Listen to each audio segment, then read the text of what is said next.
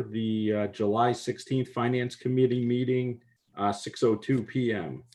First item on the agenda is approval of minutes from the June 11th meeting. I'd like to make a motion to approve the minutes from the meeting of June 11th, 2020. I'll second. Okay, any discussion? Seeing none, all those in favor? Aye. Aye. Okay, all three in favor, so that carries unanimously. The second item on our agenda is discussion possible action of the contract for the collection of soft recyclables, better known as the Pink Bag program.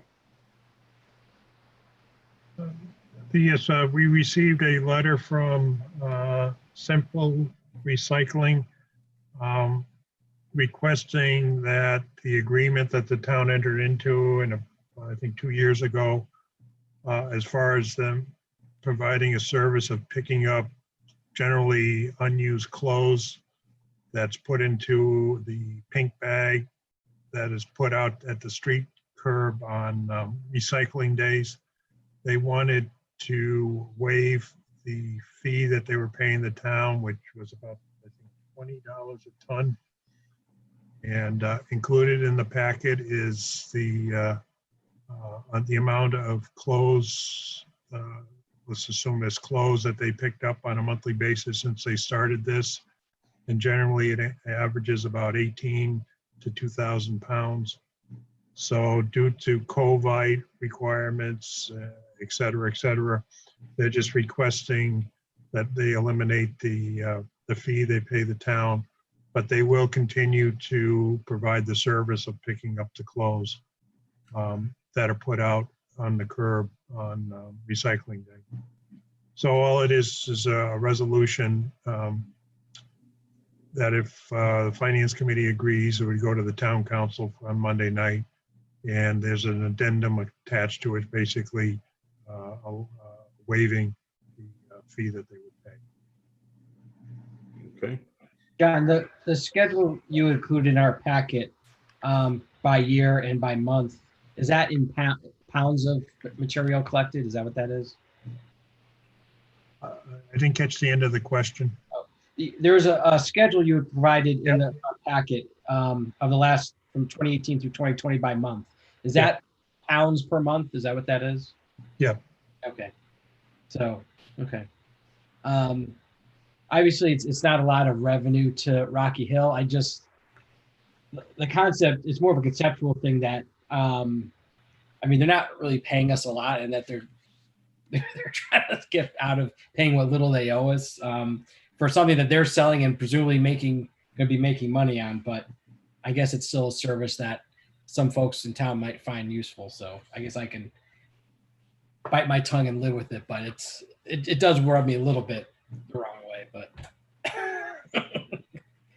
Yeah, I think it's just taking that amount of pounds out of maybe out of the garbage stream, or perhaps that's an argument. Yeah. Yeah, I think that's a bigger value, I would think. I mean, not that it's a lot. We're looking at 10, 11 tons or 12 tons last year. So it's not a huge number either way, but it pulls it out of it pulls it out of our waste stream. We don't have to send it to the landfill or put it to the transfer station. So it's that $20 a ton plus the 80 or so that we would have paid otherwise. So the big savings is actually what we don't have to pay for our own disposal if it was part of the regular garbage pickup.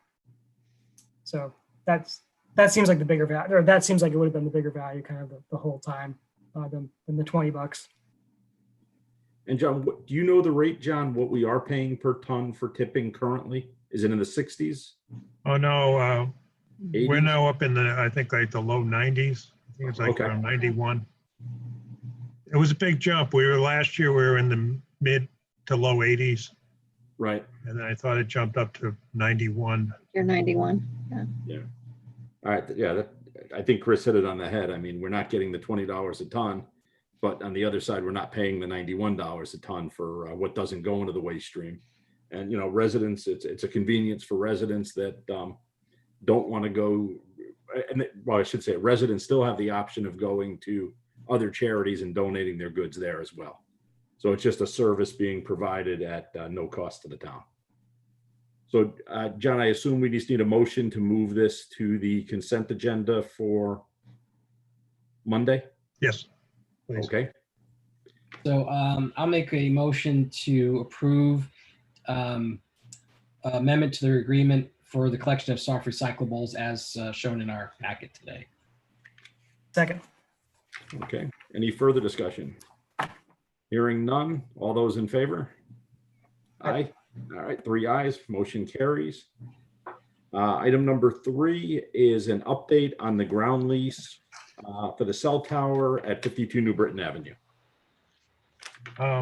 Yes, this relates to the cell tower ground lease expiring at the end of next year. And the Verizon people wanted to get an early start on finding out whether the town's willing to renew the lease or if they're going to need to find another location to put whatever equipment they have there. So we discussed this at the last finance committee meeting, and we pretty much offered them the same current rate for the first 5-year term. And then for the next 4-year terms, it would increase 10% per year. And they pretty much agreed to it. And they even wrote up an amendment, or addendum to the contract as well. So as I said, what we discussed the other meeting, they pretty much agreed to. Now, one of the good things about this is it's going from a 20-year term lease to a 25-year lease. So really the town picks up, I think, an additional $40,000 a year in those last 5 years of the term compared to currently we only have a 20-year term with them. So looking at how you could figure out the differences between the 15% increase and the 10% increase, if you view it as a 15-year increase for 20 years, I think it came up with approximately $786,000 over the life of the lease. If we included the extra 5 years based on the current terms listed in the handout in the packet and add those extra 5 years, we would actually get over a 25-year period, $835,000. So it's all sorts of ways you could calculate it, but if we looked at it switching from the current term that we have using 15% over 20 years, comparing it to the adjusted terms, going from holding the current rate for 5 years and then doing 10% for the next 5-year adjustments, then we end up with $835,000. So overall, we end up with probably an increase of about $70,000 going to a 25-year term. So as I said, the other thing to make a point of is when we entered into this agreement initially 20 years ago, there are probably fewer cell towers out there. So if the Verizon doesn't seem the terms are suitable to them, there's probably more options available for them to put this equipment up. So that's the only other. Questions for John? John, I don't know. Go ahead, Chris. No, I just had I mean, I don't know if you know the answer to this, but with the coming of 5G, are there going to be the need for more uses of towers because it doesn't broadcast as far? And if so, does that mean that this tower maybe, we should be getting a little bit more for it or not? I don't really know about the needs of 5G, but there's talk to allow, I don't know whether it's allowed or it's just being considered, to maybe put some of these, whatever they call them, repeaters or connectors, maybe more on like telephone poles. and so on because of 5G. I'm not sure whether the two are together, but but I don't really know the effect that 5G would have on this tower Okay. needs. Chris, you also have a question on it? Yeah, we just, so we have the escalator at 10% per renewal term. And what is the renewal process look like? I mean, it's a long, 25 years is a long time. Especially when you're thinking about the future value of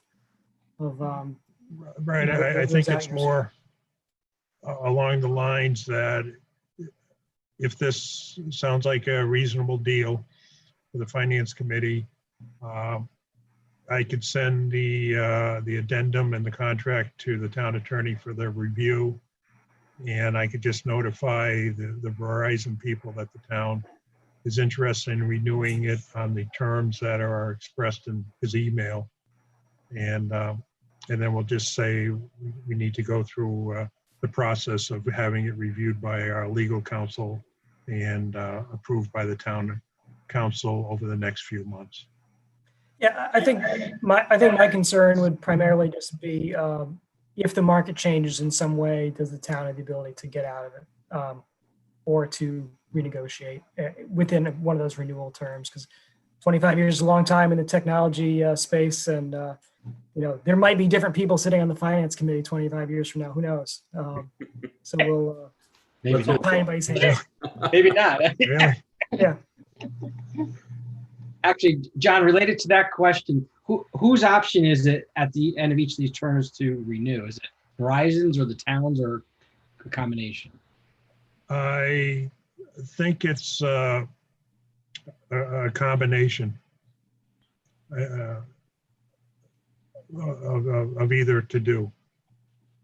Because I guess the concern I have is then while they're saying, okay, for the next 5 years are the 27,375 amount, then 10% increases each of the next terms, but there's no guarantee that they could just say, well, we can get out and we're going to force you to renegotiate. So I'm not like, how likely is it we're going to get the 20? Well, to be honest, we get letters from investment companies wanting to talk to the town about these leases and so on. So if there's that much interest in it, it must be a good investment in their eyes. And I just tend to think that they made the investment to put this equipment up. Unless everything goes totally obsolete, I would think it'd be a long shot that they would pull out of the agreement.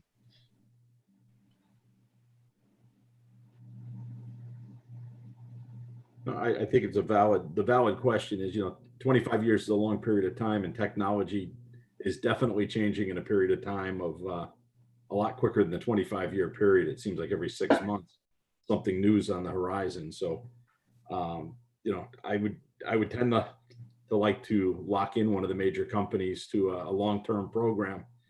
At least have those options, I think, is the option there.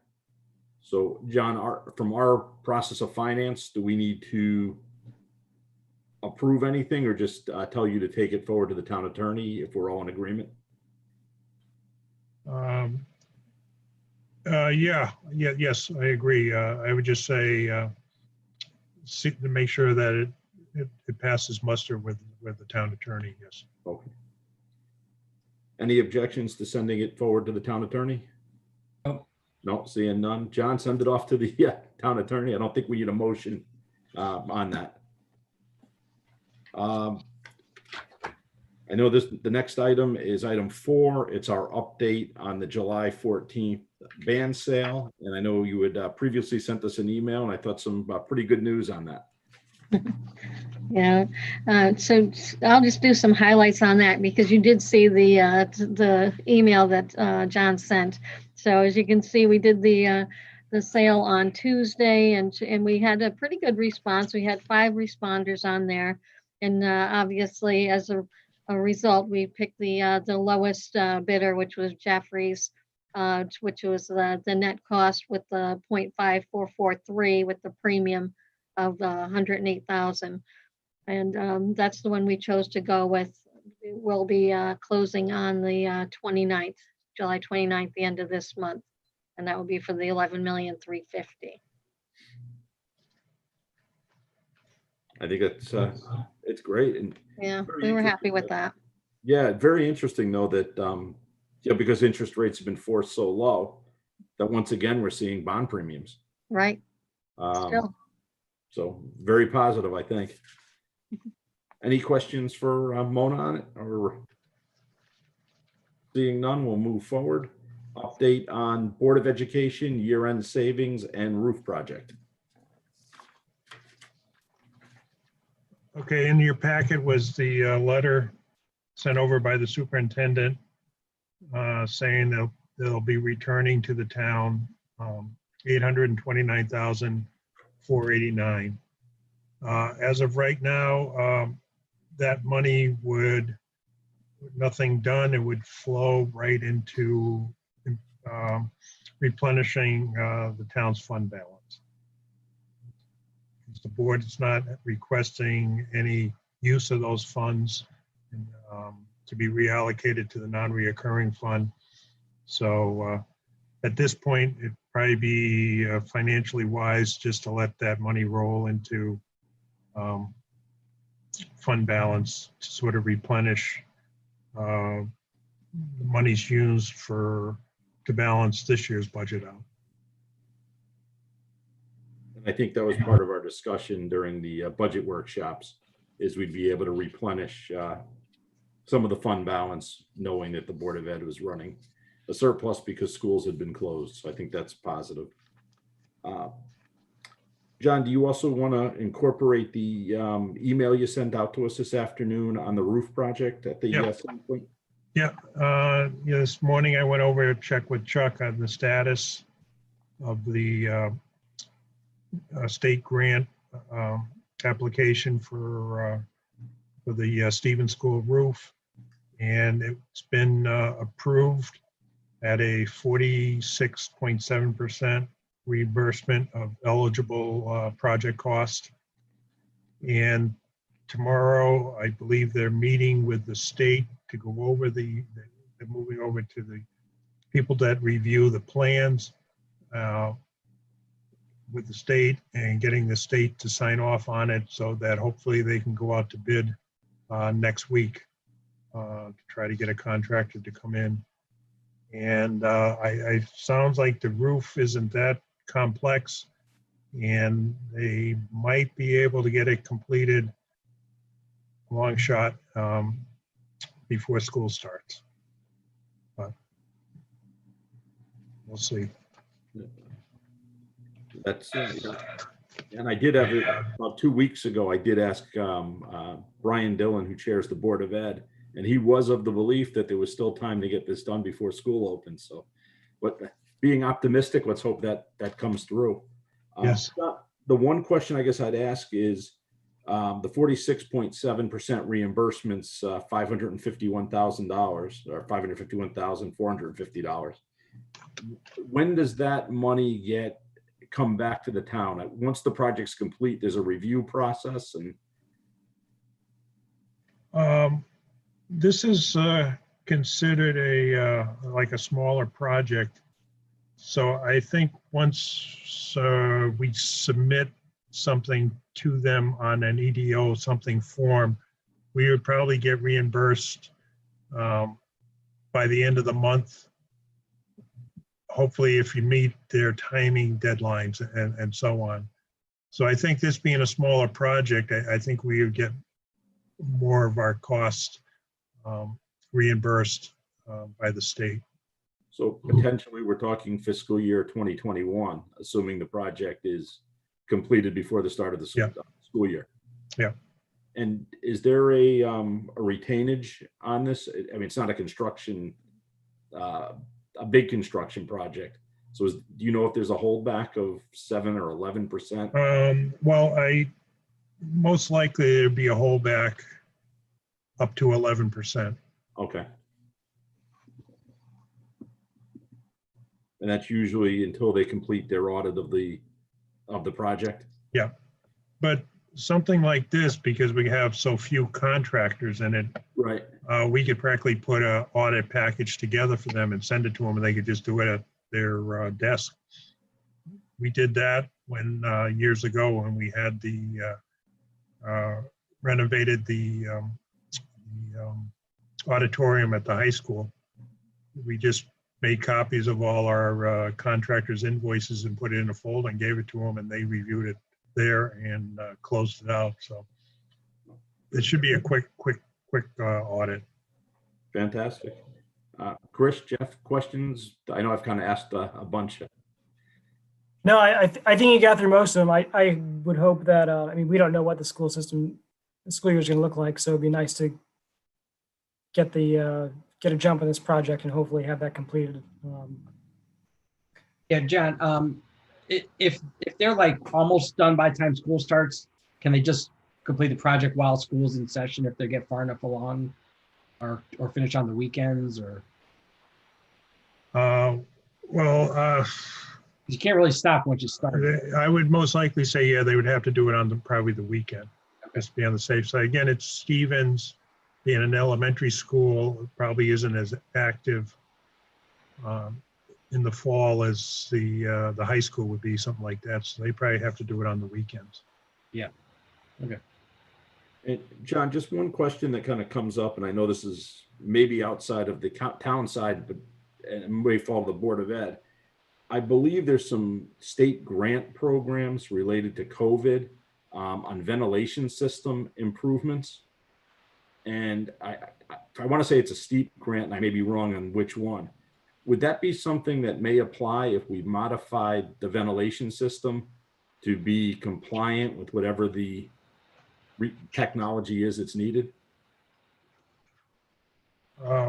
Well, the steep program that was released by the governor referenced some COVID related items.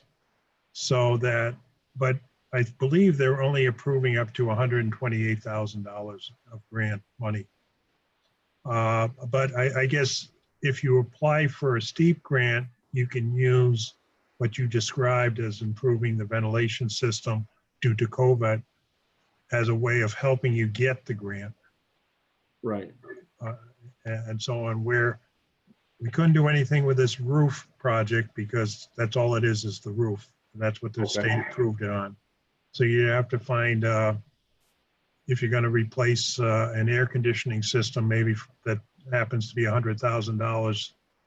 And then when you apply to us apply for a steep grant to pay for that, one of the arguments of the need to do it is because of COVID, we need to improve our air circulation. Okay, thank you. Anybody else, or are we good to move on? Good. All right, item number 6, the update on revenue and capital non-recurring expenditure funds. Yeah, a couple items there related to sidewalks, the top lines. P&Z requested to segregate out some monies that they received for projects that were approved, but the contractor waived putting in sidewalks. So the contractor provided a check equivalent to the sidewalk waiver. And so those are 2 new lines associated with France Street and Enterprise Drive. And the other thing is that in last year's budget as a revenue item, we included the transfer from $200,000 from the non-reoccurring fund to the general fund. But due to the surplus of the Board of Ed, our good collections of revenues and our, as well as the town projecting out to be below budget on expenditures, we didn't need to make that transfer, so that money stayed in the non-reoccurring fund for other uses.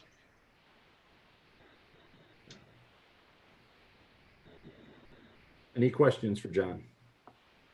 Just with the sidewalk waiver money, do we have projects in mind for that, or is it just as the need comes up? That'll be used. At the moment, there's no projects that I'm aware of for that. And I guess it's been more as the need comes up. A lot of this sidewalk money is being used to connect a couple sidewalks to make it a complete flow through, or doing some repairs and maintenance. But as of right now, there's no specific projects designated. Thanks. And that amounts to $36,000 that was transferred and broken down from the two line items. Yes. Okay. All right. Updated COVID-19 expenditures, item number 7. Okay, I'll take that one. So you've got a summary on the status where we are as of 6:30. So combining the town's expense with the ambulance, we're at about 78,000. You can see a summary of the type of items that we've been purchasing. If we were to compare it to the previous month, basically the increases in the masks and shields, as well as putting some extra dollars into preparing the offices with the shields for keeping the citizens safe and the staff separated, the shields that they're using, the plexiglass and so forth. And still some overtime, a lot of keeping the police force updated and current with any of the changes, as well as doing some outside monitoring. To keep you updated on the process, this time period has been decided with FEMA that they would cut it off as a kind of a mini grant within. So they're taking the January through June as one portion of the grant, and then we'll go in and we'll cut it off. For them, it's easier to analyze it that way. And the review process is actually going well. They're actually already reviewing all of the invoices, and it's going well. We've had maybe just 1 or 2 questions and no adjustments. So once we get that approved, they'll do their 75%, and then that will go to the next level of going to the OPM for the CRF money, and hopefully get the 25% offset. So it's looking, it's positive. Everything's flowing well in this. All right. Question. Chris, go ahead. In terms of being able to obtain these supplies, do we see any fluctuation? I mean, the news in other parts of the country haven't been great over the last few weeks. Does it make sense to, I mean, I don't want to say hoard, but, or to take more than our share, but does it make sense to, let's say, replenish our reserve now, given that we might be seeing a second wave? Or do we feel good about our current stores of stockpile? I think the departments have a good handle on the pace that they need to keep up with. So I think we've got a good handle on it. We've got some vendors that are not keeping us at a backlog, which I know a lot of other places and states are having. So we don't really have a back order situation. So we've been fortunate. So I think at this point we're in good standing. Jeff, anything from you on this one? No, that's it. More just, and this is more of a curiosity than a dollar amount. There's a Bitrex test kit item for $450. Do you happen to know what that is? That was actually, I probably couldn't describe it well, to be honest with you, but that was something that came out of the ambulance, and I think it's probably more technical and above my level. I didn't know if it was something for testing COVID. That's why I was asking. No, Okay. I don't think it's at that level. All right. That's the only reason I was asking. I mean, I think we're all aware of the concerns everybody has with COVID, and it doesn't appear to be going anywhere. And yeah, I was hoping we had some testing process that. I know we've got our own test for $500. We're in good shape. I thought it was a one-time test, but I thought maybe someone was exposed. Or, yeah, that's kind of the way I was thinking. All right, let's keep moving. State aid to municipalities, item number 8. Okay, and continue with the good news on that. We close out the year with all of our state funding coming in. So in the month of June, we did receive the municipal aid grant, the $221 199 that we were waiting for. That came the beginning of the month. And we also received our last payment for the Pequot money, which was due in June as well. So at this time, we close the year with all state revenue received. That's always good news. It is. All right. Any questions there, or are we okay to keep moving? I think we've asked this at other meetings, so I'll just ask you again because maybe there's updates. The money from the casinos, do we think that's going to dwindle to some extent because they're lower amount of business, or we don't know the answer to that? I personally, I have not heard anything that it's going to change. So we'll just keep going and assume it's budgeted and still forthcoming. Let's cross your fingers and hope kind of. Yeah. Unfortunately, that's where we are with that. Budgeting. Because that money represents a share of their revenue, right? It I think is. slot revenue, if I Yeah. remember. Right. Yeah, That's gonna be tough. Yes. it I will would be. All right. Monthly financial report, item 9. Okay, I'll keep going. So first we'll touch on tax revenue through the month of June. So for June collections, you can see we're at 99.5%. Overall, looking at comparison to our benchmark, we were over 100% for current collections. The motor vehicle supplementals, a little bit less than last year.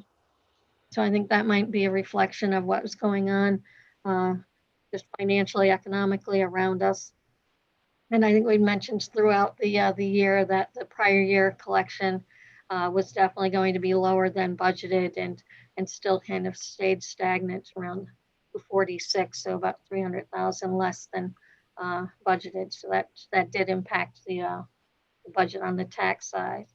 To kind of jump ahead to give you a highlight on where we are today with the tax bills that went out. We are, well, I'll go a little historically. So the past 2 years, 18, 19, 19, 20, at this point in time on the 15th of the month, we'd be at around 21% of collection. And as of today, we were at 18% collection. So although we did have the deferral program, we're seeing some impact. And in fact, I'd probably even tweak that number a bit to about 19.5% because we do have just a slight timing difference for one of the larger escrow banks coming in. So I think we're looking more at 21% versus 19.5%. So we're still seeing an impact from the deferral program. So we're probably about $2 million behind where we would have been on a normal year. And of course, this is mid-month. We'll see what happens through the rest of July. But we wanted to give you an update of where we were. That's not as bad as you may have anticipated either. I mean, that's Right. Yeah. It was. We weren't sure where it was going. right. So that's actually encouraging news. It is. It is positive. You want to keep? I think it's wise just to keep moving through the monthly financial, the revenue expense items.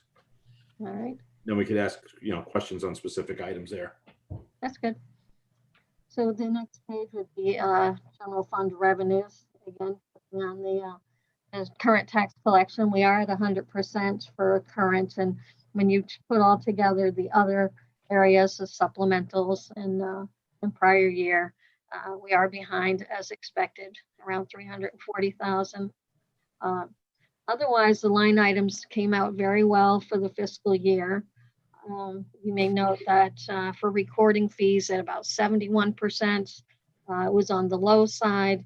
If you jumped a little bit forward, down to conveyance, which is still in that town clerk's department, that was up to 143%. So one basically offset the other.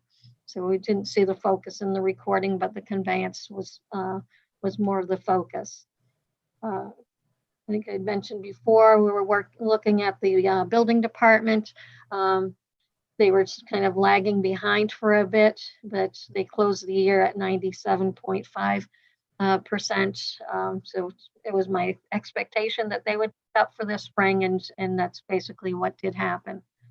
So overall, revenues are at 99.9% 9%. And John had mentioned that, for example, in the non-reoccurring, with those transfers in, that they will not be needing the 200,000 for non-reoccurring.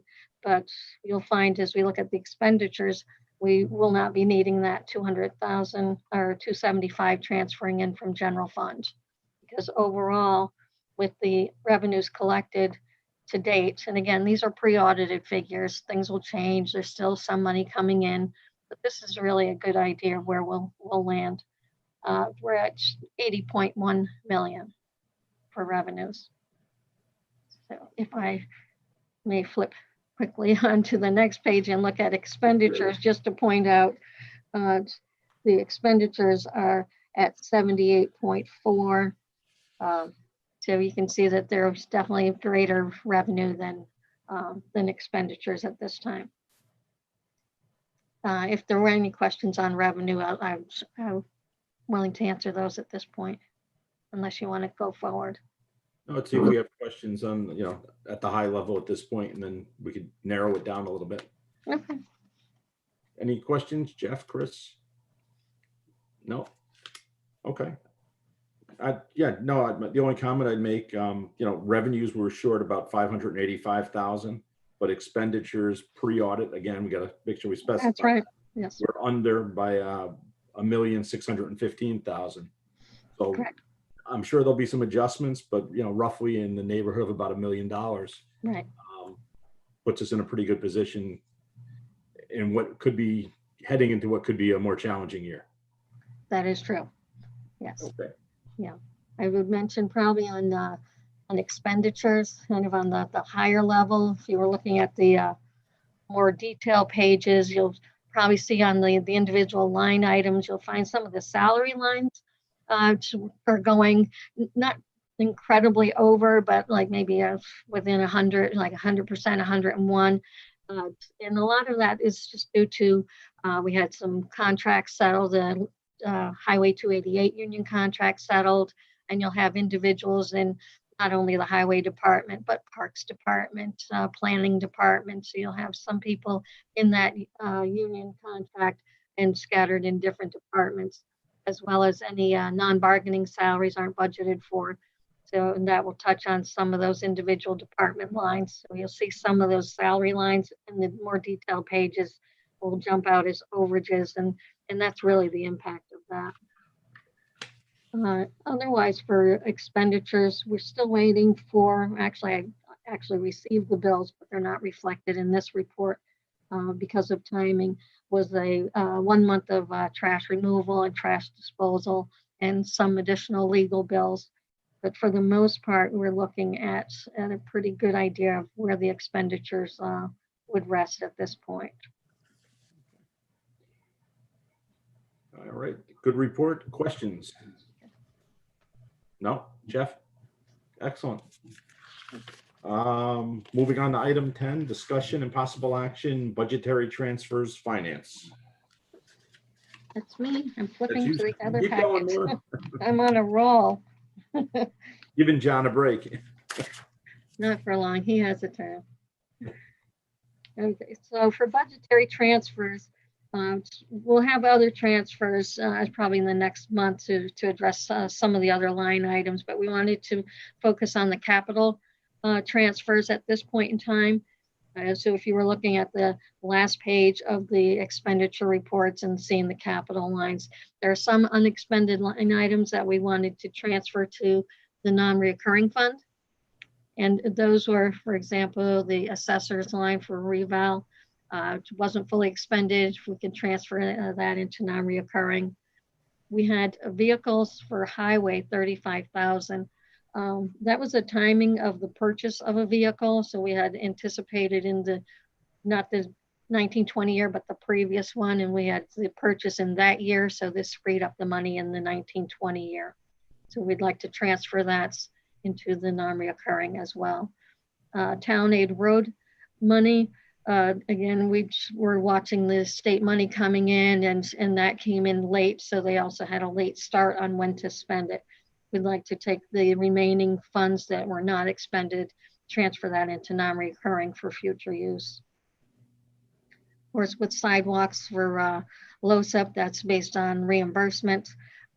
If it's not used, we can transfer it into the following year and use it for future projects. So for the Board of Ed repairs, on their 2 line items, there were some remaining balances available. As mentioned before, we weren't going to take that 800,000 that they had remaining from expenditures, well, that's falling into our fund balance. But these 2 capital line items, we're requesting that they be transferred into capital non-reoccurring for future small maintenance line items. So overall, that is our request for transfers to capital expenditures. Okay. Yeah, I think the Board of Ed money be used towards closing out the steps, the high school step project, as well as additional funding for the roof project Okay. as a reserve, kind of. All right. Questions on this before we entertain a motion? Me. Sorry. With the town aid road money, is that earmarked for particular town projects or road projects? Do we need to spend that within a certain time frame, or is that just clear to go back into the non-recurring fund? Well, we do have the road improvement project going on. We thought that some of the expenditures would be addressed with the remaining budget, so that would free up some of those dollars so they could continue with the road improvement fund. So we'll have that. There was a small purchase that they needed for repairs on a sander, so we'll cover that as well. I think it's because we got this money late in the fiscal year, we weren't able to spend it. So this is what we're targeting our June 30th balance would be. So we would have to apply it to road expenditures incurred in this current year to use it up, because generally the state wants you to use that money up within a year or within that fiscal year that they give it to you. Okay. So you mean make a motion for this, Aaron? Yeah, I'll entertain a motion. Make a motion to approve the resolution of July 16, 2020 with regard to year-end 6/30/20 capital expenditures as in our packet today. Second. Okay. I think we've had discussion beforehand, so all those in favor? Aye. 3 ayes. Motion will carry. Last agenda, well, shouldn't say last. Next agenda item, update legal bills. Yep, that's status of the legal bills through May. As Mona mentioned earlier, we're waiting for the June bills to come in to be applied to it. So that's pretty much a reflection of how it stands after 11 months. Okay. Any questions on legal bills, gentlemen? Nope. I mean, I Jeff? guess any significant bills are you anticipating in the short term? Not really. A lot depends on the assessor's assessment bills, but they're not really active as of right now. I think because of the court system being closed and so on. So I don't really see anything greater than the retainage coming in. Thank you. And John, you have anything under other? No, do you, Mona? No, I'm all set. Just one general question, I guess, not particularly towards finance. Is there any target date for actually start meeting in person again? Or are we still staying with Zoom meetings for a while? Do you have a feel for that? Right now we're upgrading the town council chamber with new electronic equipment and so on.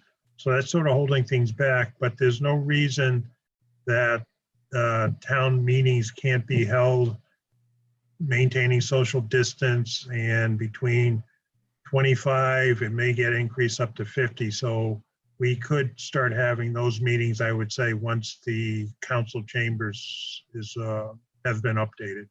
So we're shooting for the August town council meeting. Okay. But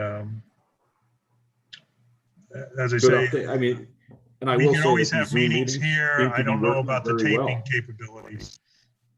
Right.